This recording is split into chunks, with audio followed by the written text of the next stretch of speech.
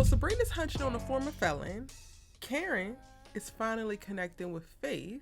And Fatima is down at the law firm forgetting how to do her job. What's good, y'all? She gets this Erica Vane comes to you right here on Erica Vane TV with another Sistas video. And in this one, I'm breaking down season number 9, episode number 10. If you're new here, hit that subscribe button and turn on your bell notifications so you don't miss out on any of my sisters' content and conversations. And where do we even begin? Where do we even begin with this filler episode? Well, I mean, I guess maybe it's not a filler episode per se because there were certain things that happened. Karen, honestly, I was going to lead with like Maurice and Paige are the best parts of the episode, but I did enjoy Karen. I did enjoy her leaving the doctors, going to Karen's fresh start, seeing it all in a disarray because the booking system then went down, and then also Pam don't know what the hell she's doing. They never know what the hell she was doing. So what did we expect? But what I loved about that is that Karen walked away. Karen understood her capacity in that moment, and she said, "You know what? I can't even handle it. So I don't even want to jump in and try to put out this fire because I have nowhere to begin. I don't have it in me. Don't got the energy. I'm gonna go ahead and let you handle it. If I don't got a damn shop tomorrow, I just don't have a shop tomorrow. You know what? Sometimes it's how I gotta go." Sometimes it's how I gotta go. With a person like me, being in the season I'm in, the way that I have thrown my hands up at so many things in the last 3 months specifically, because I was just at my max and I could not, being overwhelmed with grief, I could not take any more of life, just life in certain regards. So I just was like, bet. This is falling down. This is burning down. This is cool. And I love that for Karen. And I think that is the thing that helps usher her into the space that she's in midway through the episode when she gets back home. She's talking to her mom. She's trying to like vent about it. And she's connecting visually with Faith. Faith is sitting there cooing. Never mind the fact that this is a 4 to 5 month old baby that just came out her coochie this week. But we going to digress because we can't get no newborn actors in here. I get that. But also like something about me is like y'all could have just wrapped a non-active baby or a robot or something in a blanket because this kid is like 6 months old. Anyway, that's not the here nor there. Karen is divulging to her mom all her feelings about what's going on, what she just saw at the salon, and then she's staring at Faith and seeing her cool and move around and you get to see like the build up and Karen actually connecting up to the point where she says, "I'm ready to hold my baby. I'm ready to hold Faith." It's like, yes, but I feel like that was only able to happen when Karen surrendered to the state that she's in. And I don't want to get too preachy because this is not what this is about, but baby, when I tell you there is so much power in the act of simple surrender. And I'm not saying surrender to the most horrendous thoughts that you might have. I'm not saying surrender to self-harm. I'm not even saying surrender to someone who is holding something over you or anything like that. But surrendering to the circumstances that you're in when you actually cannot do nothing about it and focusing on what you can do something about. She cannot fix Karen's fresh start right now, but she can hold her baby, right? And focus on doing those things. It's like it winds up freeing you. I think sometimes we get addicted to being the fixer, being the one to put out all the fires, being the one that's good. So when we're not good, we're really, really not good. And then that forces us to like hyperfixate on trying to be back to who we were when we need to just be who we are in this moment. And that's what I got to see in reference to Karen and the scenes that we see her in this episode. And I loved it. It was cool. It was dope. We don't get no Aaron, but I'll take what we got. I think that they did Karen a justice. So aside from like the brilliance, the comedic timing, the brilliance, the funny, I even love aesthetically how Maurice and Paige look. Aside from them, I think that Karen is like the second best thing of the episode that I actually enjoyed in watching the episode and was entertained by. Like Paige giving Maurice his own little pen. I was like, that is cute. Paige needs to be here to stay because I like her. I like her down. But we're going to come back to Maurice and Paige because they are tied to Sabrina. Let's take our asses down to the law firm. Let's go down to the law firm where Fatima ain't doing her goddamn job and is not answering to her goddamn boss and then wants to get an attitude about it. Excuse me? This woman has asked you multiple times for these nurses' witness statements that you cannot seem to materialize, but you have known that this is what she was asking for. And all you got is, "I'm sorry, Andi, I'm gonna figure it out. Oh my God, Andi, I'm gonna. You should have already did. But you're too busy up in these damn players' business that you're not doing the business that actually pays you. And Andi has to ask, who do you work for, me or Hayden? Which one is it? Because your little side project, your little peek into being a lawyer when your ass is not actually a lawyer, it's actually compromising what I got going on as a part of your actual job. And lest we forget, because this doesn't come up because Andi don't know this particular part. Danni, you holding back information. But I am liable to believe that you are not prioritizing the case that Andi is working on the way that you have her previous cases, or the cases that you are taking on right now in reference to these damn basketball players and their contracts. You're not prioritizing these as much because your ass is relieved that the baby is no longer here. So why help your damn boss get all the information that she needs to prosecute the person who made sure that the baby's not here when your ass is relieved that the baby is not here? But we want to talk about her saying that wasn't important. We want to talk about that sentiment was not important. We want to talk about, oh, that doesn't mean anything bad. It wasn't a negative thing. It is now materializing, whether consciously or subconsciously, in how she behaves within her career, how she is navigating her relationship with Andi at work, how she is impacting the case that's directly tied to said dead child. And y'all want to play like that don't matter? Interesting. But I'm not actually surprised, because y'all gonna always try to fade for your damn fave, and y'all can have it, because I'm gonna always call it like I damn see it. This is a mess. Fatima is a mess, and she's dead ass wrong. But let's take a break from the damn law firm and point out how else her ass is dead wrong. Because while Zach is over at the damn juice bar showing his ass, she set up the damn layup for that. Matter of fact, she threw an alley-oop for him to dunk it in the doofy ass goal. She literally walked Zach into the worst version of himself in a circumstance that he don't actually deserve to be in, that his ass did not actually earn, and he don't even appreciate it. You hand him over to a multi-millionaire first round draft pick, basketball money, tens of millions of dollars, who is looking to invest in some real estate, because Zach is part of a real estate company. He is not a real estate investor. But then Zach can sit across from him, jealous of the gifts that he gave you, and asking him all these questions that Zach couldn't answer on his damn best day. And y'all want me to believe that Chaz is very thorough, but he ain't actually vet Zach's ass. All he's doing is going off of Fatima say. You have no proof of concept. You have no actual working restaurants. You have no actual experience to bring to the damn table, but you sit across from the man with the money, judging him because you don't like how he gives to your woman.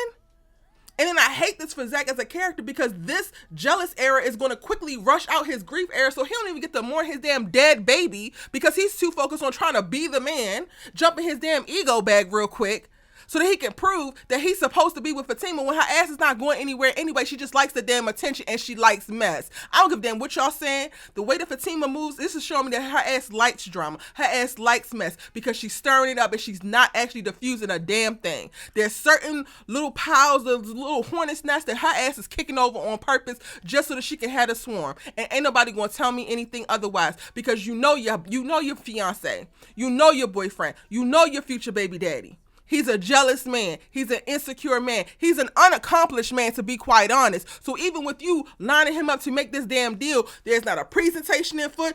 You ain't send Bryce to support him. You ain't do nothing. He's just supposed to get it off the strength of you said so and he's Zach. What the hell is that supposed to mean? All the while knowing that this man has been gifting you things, whether you knew about the person or not, because he's been gifting you other things, and you know that Zach is jealous, and you know that Zach can't control his jealousy. You know that Zach has no emotional regulation. You know that Zach has no emotional intelligence. So you walk your client that you value so damn much, because he's referred you to other basketball players to litigate things that your ass is not even qualified to litigate for. So much so that you're compromising the job that actually puts you in a position to actually have access to this man. But you don't care enough not to send him into the lion's den with your goofy ass fiance. Fatima is a mess. A mess. And y'all can be mad about it. Y'all can slide down the wall, kick your feet, throw your hands up in the air, curse me to wherever the hell you want to curse me to, but I said it because it's the damn truth. Miss Girl might look good, but she's acting bad, and it's not in the best way. I wouldn't be mad if Andi was considering putting her ass on suspension, putting her ass on some type of probation, and or firing her ass. You want to work with Hayden so bad, these cases matter to you so much, go and work for him. Since you can't seem to figure out who you work for, you can't seem to figure out where your loyalties lie, you can't figure out how to prioritize your day so that you can get the things that you want to get done after you get the things done that you need to get done, let me help you out, ho. Let me help you. And now we back at the damn law firm, because Andi did nothing wrong. not a thing wrong, and she handled Fatima with tons of compassion and professionalism. One of the things I really want to highlight, because in addition to Fatima dropping the ball with Andi's case, she's also putting Andi in a circumstance with her subordinate to have her authority compromised. The moment that they had Hayden coming in and giving her something to do while Andi's asking her to do something, and she's getting to make a choice of which the hell she's going to prioritize and what the hell she's going to do. Meanwhile, Andi is the managing partner. Didn't you just bring a bat up in here like your ass was Batgirl to make sure that Andi could secure this particular position? And meanwhile, you as her damn assistant / paralegal is undermining her authority, going to go do whatever the hell you want to do versus what the hell she asked for, and then doing it in front of her subordinates and colleagues, i.e. Hayden. So then what the hell did you bring the bat for? What the hell did you want her to have a position for? And this is the thing that comes up, because I said this last week. People want to believe that they're right because they said the thing, or they want to believe that their feelings are good because they feel it. No, Fatima is literally pushing back in this episode and feeling away because Andi is confronting the ways that she is moving, not prioritizing her job, being completely unprofessional, and being insubordinate, if you want to be honest. And she's like, well, you know what? I got your back. And you know, no, she don't know. She knows what you show her. And today you've been showing her that you don't give a good goddamn what she's focused on. You don't give a good goddamn what she's asking for. And you don't give a good goddamn about her position here as managing partner, because you think that you get to do whatever the hell you want to do and everybody else got to fall in line, including your boss. How the hell that work? It don't. I'm going to save the rest of my thoughts for my preview, because I will do a trailer breakdown for next week. But trust, there's more. So make sure you subscribe. Dr. Rock, please, you clean up nicer, but please, Sabrina, you are French kissing a felon, ma'am. Fresh out the pen. You are French kissing a felon fresh out the pen. My, how far you have fallen, girl. What the hell? Sabrina, I'm glad that the sex was good. At least the sex is good. And Rock is funny. He is charming. He said a couple things and I was like, you know what, that's smooth. But I know who you are. And the way that this is going to blow up in Sabrina's face. But not only is it going to blow up in her face and she's going to be embarrassed because this is Danny's cousin who is not a goddamn doctor, but she's also going to be embarrassed because she's going to want to pursue an actual relationship with this man. So now we're going to have her picking up the pieces and putting his life together now that he fresh out the goddamn pen with not a stitch of money in his pocket. Did you buy a shirt and a tie with that $20 that you got from Danny just so that you could catfish women on dating sites? What the... I'm laughing, but this is not funny, y'all. It is not funny at all. I don't know what they got us watching. This is sad. This is so sad. He spoke to her. Zach was acting a monkey ass fool, y'all. I can't even continue to give him grace for his grieving because it seemed like the grieving is not even there no more. He's acting a plum ass fool with a potential investee. Meanwhile, he has way more money than you do. And yes, you worried about him sticking parts of him and the parts of Fatima, but that was never going to happen. Like, the way that, and y'all, the people who are fighting tooth and nail to say that Zach and Fatima don't experience no type of privilege in the Sistas universe, in what world does a former felon, no business degree, barely a GED, goes to his job to play solitaire, meanwhile his Asian partner moves mountains and actually makes all the damn business deals happen, checks out, spends a whole however many months that was staring at a whiteboard as if he's Dr. Clue and or Dora the damn Explorer because he wants to be a goddamn investigator in a potential murder case, still not going into his real estate job, get an opportunity to meet with one of the #1 draft picks in the professional basketball league who wants to make a move very, very quickly to start a damn restaurant. They get to sit across spewing all types of animosity, hatred, and hostility, asking him questions that he don't actually have the grounds to actually answer or ask, while also having no damn credentials to back up any damn thing. And he can sit up there like the grand poobah judging Chaz on some bullshit. And y'all just let it ride. There's no consequences. The way that Chaz moved through that conversation, completely sidestepping all of the hostility up until the very end, Chaz should have cut that conversation off from the beginning. Zach met him with hostile energy. Zach was staring a hole into that man, the center of that man's head. What professional basketball player, especially anybody of any type of note or fame or celebrity, is going to let somebody do that? He ain't got no bodyguards here, and Zach is moving like this. Like, this is just completely unrealistic, but it's there to service the privilege that is bestowed upon Zach and Fatima as characters, and it's disgusting.